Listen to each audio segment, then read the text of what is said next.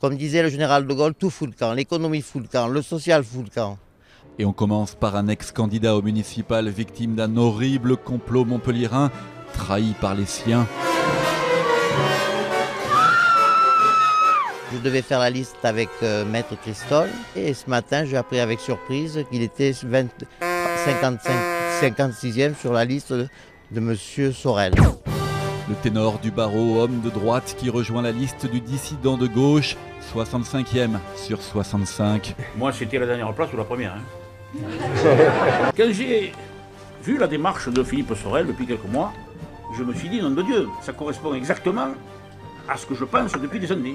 Voilà, un homme libre, qui a le courage d'affronter, ce n'est pas simple, ce n'est pas évident, les structures en place.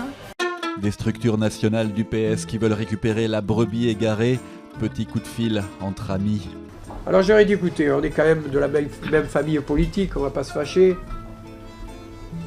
Je vais réfléchir à toutes mes conditions, mais vous comprendrez aisément que ça va être beaucoup plus cher qu'il y a 18 mois.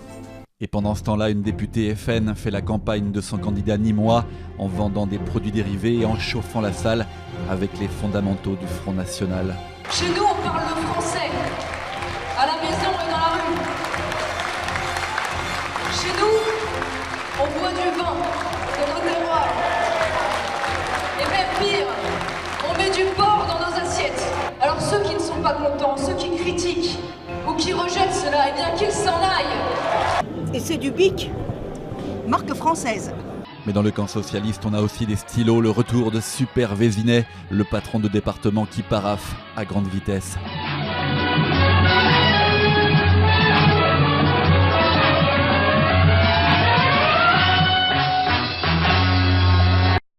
Comme disait le général de Gaulle, tout fout le camp, l'économie fout le camp, le social fout le camp.